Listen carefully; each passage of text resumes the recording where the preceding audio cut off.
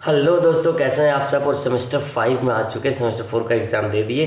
Last exam बचा हुआ था, कोई बात नहीं, अच्छा से चल गया होगा, वो आसान होता है। तो ये है सेमेस्टर 5 का सिलेबस, थोड़ा सा बता देते हैं। इसके बाद हम लोग सॉलिड स्टेट फिजिक्स को बताएंगे, जो कि मेरा दूसरा चैप्टर होगा, मतलब दूसरा पेपर है इस सेमेस्टर का।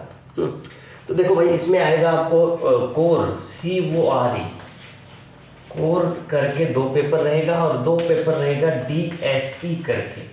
ठीक है, तो आपको घबराने की ज़रूरत नहीं। DSE का मतलब वो होता है कि वैसा पेपर जिसके रिलेटेड आपने पहले पढ़ चुका है। ठीक है, और कोर जो आपको एक्चुअल में पढ़ना है, जो आपने कभी पहले नहीं पढ़ा है, उसी को यहाँ पढ़ाया जाता है। ठीक है, सिलेबस को थोड़ा ध्यान से समझोगे। ये क्वांटम फिजिक्स है, सेमेस्टर 4 में भी ये था।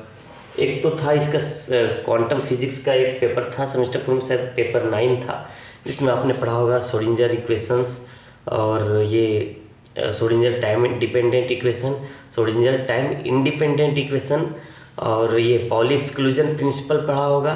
ठीक है, और ये जो मैंने पढ़ा था डिवीजन जर्मर एक्सपेरिमेंट, ये सब उसी में पढ़ना था। ठीक है, तो ये था क्वांटम फिजिक्स का, उसी का बस डिटेल है कि श्रोडिंगर इक्वेशन आपने पढ़ा तो उसका सॉल्यूशन बताइए।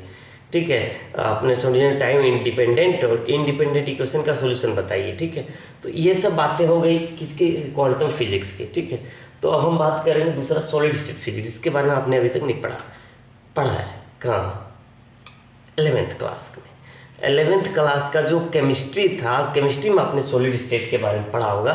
Chapter number I think so 3 होगा, चैप्टर नंबर 3। ठीक है, तो सॉलिड स्टेट फिजिक्स में आपको क्या पढ़ना है? Crystalline solid, amorphous solid, Schottky effect, मास्ट इफेक्ट, और BCC, FCC, और इसमें आगे जाने ब्रैग्स लॉ, क्योंकि इसमें थोड़ा डिटेल में पढ़ना है। ये डिटेल में पढ़ना है ना सॉलिड स्टेट को। तो इसके अंदर क्या है, सॉलिड के एटम्स जो है वाइब्रेट करते रहते हैं, तो उसका वेवलेंथ निकालना है। ठीक है, और वेवलेंथ निकालने के लिए ब्रैग्स लॉ का यूज़ करते हैं। ठीक है, तो ये सब चीज़ों को पढ़ना है। बात समझ में आ गई आपको? ये दूसरा हो गया।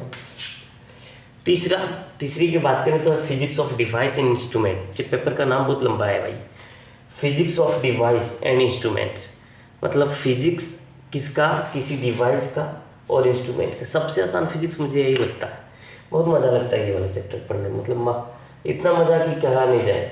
जहाँ भी आया फिजिक्स ऑफ डिवाइस और इंस्ट्रूमेंट, आपको ध्यान रखना है ये इलेक्ट्रॉनिक्स का बात करेगा। इलेक्ट्रॉनिक्स मतलब PN जंक्शन, ट्रांजिस्टर, रजिस्टर, और ये एम्पलीफायर, रेक्टिफायर। ठीक है, वो half wave rectifier, full wave rectifier वाली बात करेगी। ठीक है, और ये सोलर सेल पढ़े थे ना वही 12th क्लास में, वही है। तो इसमें थोड़ा सा और एडवांस में पढ़ना है JFET, junction field effect transistor, MOSFET, metal oxide semiconductor field effect transistor. बहुत बहुत बहुत आसान है ये सब, टेंशन लेने की जरूरत है, बहुत आसान है, बहुत मस्त समझ में आएगा आपको, और समझा देंगे इतने में आप जाकर एग्जाम में लिख लोगे। इतना आसान होता है ये सब। आगे है एडवांस मैथमेटिकल फिजिक्स, इसमें सिर्फ एडवांस लगाया है, सिर्फ यही काम है। बाकी इसमें आपको पढ़ना है, वो मैट्रिक्स से रिलेटेड बहुत कुछ है, उसको भी पढ़ना है। ठीक है, तो जैसे इलेक्ट्रोमैग्नेटिक टेंसर, ठीक है, इलेक्ट्रोमैग्नेटिक टेंसर पढ़ना है यहाँ पर आपको। ठीक है, और भी है जो कि हम बताएंगे। ठीक है, तो आपका सिलेबस सोचोगे कैसे खिंचाएगा सर, टाइम नहीं है। सही बात है, टाइम नहीं है। टाइम क्यों नहीं है मैं बता रहा हूँ। आपका सेमेस्टर का एग्ज़ाम हुआ है कब? ये सेमेस्टर 4 का एग्ज़ाम हुआ अभी, मतलब हम कह सकते हैं 5 फरवरी को 2021 में। ठीक है, 5 फरवरी 2021 को एग्ज़ाम हुआ सेमेस्टर 4 का। इसका मतलब इसका रिजल्ट कब तक आएगा? मान लीजिए कि रिजल्ट आएगा 20 दिन में आ जाता है रिजल्ट, तो 25 फरवरी को रिजल्ट आ गया, तो आपका मार्च से मंथ जुड़ेगा, ऐसा नहीं है। आपका मंथ जुड़ गया अभी से। ठीक है, आपका टाइम स्टार्ट हो रहा है सेमेस्टर 5 का अभी से। 4 महीना का टाइम देते हैं हम, 4 महीना, सिर्फ और सिर्फ 4 महीना। चूँकि कोरोना वायरस के कारण आपका सिलेबस जो है सो लेट हुआ, इसलिए कवर अप करने की कोशिश करेंगे, तो आपका 4 महीना में ही ये ख़त्म होना चाहिए सेमेस्टर 5। ठीक है, तो मार्च, अप्रैल, मई, जून, मतलब जून में आपका एग्ज़ाम होगा। ठीक है, तो हम लोग को पूरा टारगेट लेके चलना है कि जून में एग्ज़ाम हो जाए। ठीक है, उसके लिए हम लोग को क्या करना है, 4 महीने में 4 पेपर फिनिश करना है। ठीक है भाई, तो कैसे करोगे फिनिश? 1 महीने में 1 पेपर, ऐसा नहीं करने वाले हम, कभी नहीं करने वाले।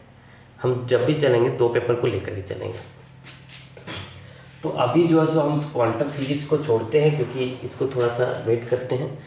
ठीक है, इसका नोट्स बना रहे हैं, बनने में थोड़ा टाइम लगेगा। ठीक है, तब तक हम सॉलिड स्टेट फिजिक्स का नोट्स बना चुके हैं और सॉलिड स्टेट फिजिक्स आपको पर डे मिलेंगे।